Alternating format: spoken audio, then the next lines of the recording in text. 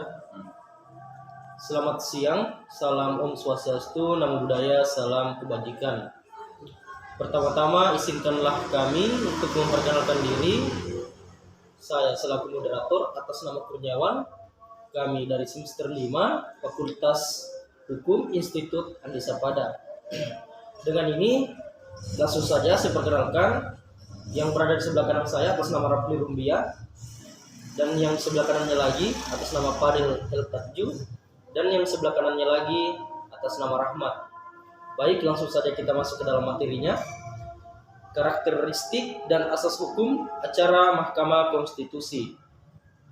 Mahkamah Konstitusi sebagai pengadilan konstitusi, mengingat keberadaannya sebagai lembaga yang dibentuk untuk mengawal konstitusi agar dilaksanakan oleh ketentuan di bawahnya. MK adalah lembaga yang menyelenggarakan peradilan konstitusi sehingga sering disebut sebagai peradilan konstitusi.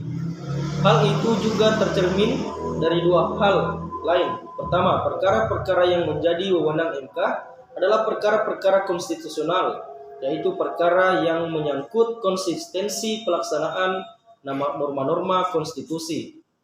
Kedua, sebagai konsekuensinya, dasar utama yang digunakan oleh MK dalam memeriksa, mengadili, dan memutus perkara adalah berlaku dan mengatur bagaimana MK menjalankan wewenangnya. Jika undang-undang tersebut bertentangan dengan konstitusi, MK dapat mengesampingkan atau bahkan membatalkannya jika dimohonkan.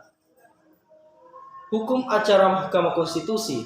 Dalam rangka definitif, hukum acara MK dimaksudkan sebagai hukum yang mengatur prosedur dan tata cara pelaksanaan wewenang yang dimiliki oleh MK. Ada juga yang menyebut dengan istilah lain seperti hukum acara peradilan konstitusi, hukum acara peradilan tata negara, dan lain-lain. Hukum acara MK adalah hukum formil yang berfungsi untuk menegakkan hukum materialnya, yaitu bagian dari hukum konstitusi. Yang menjadi acara MK dapat disejajarkan dengan hukum acara pidana, hukum acara perdata, dan hukum acara peradilan tata usaha negara. Karakteristik khusus. Hukum acara MK memiliki karakteristik khusus karena hukum material yang hendak ditegakkan tidak merujuk pada undang-undang atau kitab undang-undang tertentu, melainkan konstitusi sebagai hukum dasar sistem hukum itu sendiri. Hukum acara MK dimaksudkan sebagai hukum acara yang berlaku secara umum dalam perkara-perkara yang menjadi wewenang MK, serta hukum acara yang berlaku secara khusus untuk setiap wewenang dimaksud. Oleh karena itu, hukum acara MK meliputi hukum acara pengujian undang-undang, hukum acara perselisihan hasil pemilihan umum, hukum acara sengketa kewenangan lembaga negara, hukum acara pembubaran partai politik, dan hukum acara memutus pendapat DPR mengenai dugaan pelanggaran hukum presiden dan atau wakil presiden. Langsung saja dilanjutkan oleh Rafli Rumbia. Baik, terima kasih moderator. Asas hukum acara Mahkamah Konstitusi. Dalam konteks hukum acara MK, yang dimaksud dengan asas dalam hal ini adalah prinsip-prinsip dasar yang bersifat umum sebagai panduan atau bahkan ruh dalam penyelenggaraan peradilan konstitusi. Asas diperlukan untuk mencapai tujuan penyelenggaraan peradilan itu sendiri, yaitu tegaknya hukum dan keadilan, khususnya supremasi konstitusi dan perlindungan hak konstitusional warga negara. Asas-asas tersebut harus dijabarkan dan dimanifestasikan baik di dalam peraturan maupun praktik hukum acara. Dengan sendirinya, asas hukum acara Mahkamah Konstitusi menjadi pedoman dan prinsip yang memadu hakim dalam menyelenggarakan peradilan, serta harus pula menjadi pedoman dan prinsip yang dipatuhi oleh pihak-pihak dalam proses peradilan. Asas ius choria novit, yaitu asas ius choria novit adalah asas bahwa pengadilan tidak boleh menolak untuk memeriksa, mengadili, dan memutuskan suatu perkara yang diajukan dengan dalih bahwa hukum tidak atau kurang jelas. Sebaliknya, hakim harus memeriksa dan mengadilinya. Asas tersebut juga ditegakkan dalam pasal 16 Undang-Undang Kekuasaan Kehakiman.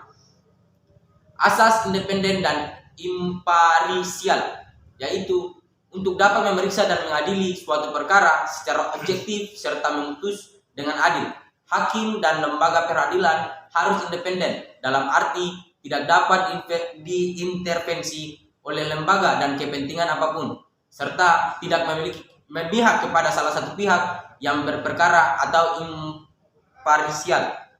Hal ini berlaku untuk semua peradilan yang dirumuskan dalam pasal 24 ayat 1 Undang-Undang 1945 sebagai kekuasaan yang merdeka untuk menyelenggarakan peradilan guna menegakkan hukum dan keadilan yang ditegaskan dalam pasal 2 Undang-Undang MK. Sedangkan pasal 3 Undang-Undang kekuasaan kehakiman ditegaskan bahwa dalam menjalankan tugas dan fungsinya hakim wajib menjaga kemandirian peradilan. Langsung saja dilanjutkan oleh anggota kelompok Fadel Edi. Asas peradilan cepat, sederhana, dan biaya ringan. Prinsip peradilan cepat, sederhana, dan biaya ringan dimaksudkan agar proses peradilan dan keadilan itu sendiri dapat diakses oleh seluruh lapisan masyarakat. Prinsip ini sangat terkait dengan upaya mewujudkan salah satu unsur negara hukum, yaitu equality before the law. Jika pengadilan berjalan dengan rumit dan kompleks berbelit-belit, serta membutuhkan biaya yang mahal, maka hanya sekelompok orang tertentu yang memiliki kemampuan berperkara di pengadilan, dan hanya orang-orang inilah yang pada akhirnya dapat menikmati keadilan. Prinsip peradilan yang cepat, sederhana, dan biaya ringan ditegaskan dalam pasal 2 ayat 4 Undang-Undang Kekuasaan Kehakiman. Dalam Undang-Undang MK sendiri maka sama sekali tidak disebutkan mengenai biaya perkara. Hal ini berbeda dengan beberapa perkara peradilan di bawah MA. Asas audi et alteram partem atau hak untuk didengar secara seimbang. Pada pengadilan biasa, para pihak memiliki hak untuk didengar secara seimbang. Para pihak dalam hal ini adalah pihak-pihak yang saling berhadapan-hadapan, baik sebagai tergugat penggugat, pemohon termohon, maupun penuntut terdakwa. Dalam peradilan MK tidak selalu terdapat pihak-pihak yang saling berhadapan atau adversarial. Untuk perkara pengujian undang-undang misalnya, hanya terdapat pemohon, pembentuk undang-undang, pemerintah, dan DPR tidak berkedudukan sebagai termohon. Dalam peradilan MK, hak untuk didengar secara seimbang berlaku tidak hanya untuk pihak-pihak yang saling berhadapan, misalnya partai politik, peserta pemilu, dan KPU dalam perkara perselisihan hasil pemilu, melainkan juga berlaku untuk semua pihak yang terkait dan memiliki kepentingan dengan perkara yang sedang disidangkan. Untuk perkara pengujian undang-undang, selain pemohon pihak terkait langsung yaitu DPR dan pemerintah sebagai pembentuk undang-undang juga memiliki hak untuk didengar keterangannya. Bahkan, pihak terkait lain yang berkepentingan secara tidak langsung terhadap undang-undang yang sedang diuji juga diberi kesempatan menyampaikan keterangannya. Asas hakim aktif. Sesuai dengan sifat perkara konstitusi yang selalu lebih banyak menyangkut kepentingan umum dan tegaknya konstitusi, maka hakim konstitusi dalam persidangan selalu aktif menggali keterangan dan data baik dari alat bukti, saksi, ahli, maupun pihak terkait. Hakim tidak hanya berpaku kepada alat bukti dan keterangan yang disampaikan oleh pemohon dan pihak terkait, maupun dari keterangan saksi dan ahli yang diajukan oleh pihak-pihak tersebut. Hakim konstitusi untuk keperluan memeriksa suatu perkara dapat memanggil saksi dan atau ahli sendiri, bahkan memerintahkan suatu alat bukti diajukan ke MK. Hakim konstitusi juga dapat mengundang para pakar yang didengar keterangannya dalam forum diskusi tertutup. Asas praesumitio iustae causa atau praduga keabsahan. Asas praduga keabsahan adalah bahwa tindakan penguasa dianggap sah sesuai aturan hukum sampai dinyatakan sebaliknya. Berdasarkan asas ini, semua tindakan penguasa baik berupa produk hukum maupun tindakan konkret harus dianggap sah sampai ada pembatalan. Sah dalam hal ini berarti sesuai dengan asas dan ketentuan hukum baik dari sisi materi maupun prosedur yang harus ditempuh. Untuk menyatakan tidak sah, tindakan tersebut dapat dilakukan oleh lembaga yang melakukan tindakan itu sendiri maupun lembaga lain yang diberi kewenangan berdasarkan aturan hukum. Sebagai konsekuensi dari asas ini, apabila ada upaya hukum untuk melakukan pengujian terhadap tindakan dimaksud, maka tindakan itu tetap berlaku walaupun sedang dalam proses pengujian. Perwujudan dari asas ini dalam undang. Wah, anjing. Ya biar kan ngomongin bisa Mana tadi, Bro? Perwujudan dari asas ini dalam wewenang MK dapat dilihat pada kekuatan mengikat putusan MK adalah sejak selesai dibacakan dalam sidang pleno pengucapan putusan terbuka untuk umum. Sebelum adanya putusan MK, maka tindakan penguasa yang dimohonkan tetap berlaku dan dapat dilaksanakan. Oke, langsung saja saya berikan kesempatan kepada anggota kelompok atas nama Rahmat.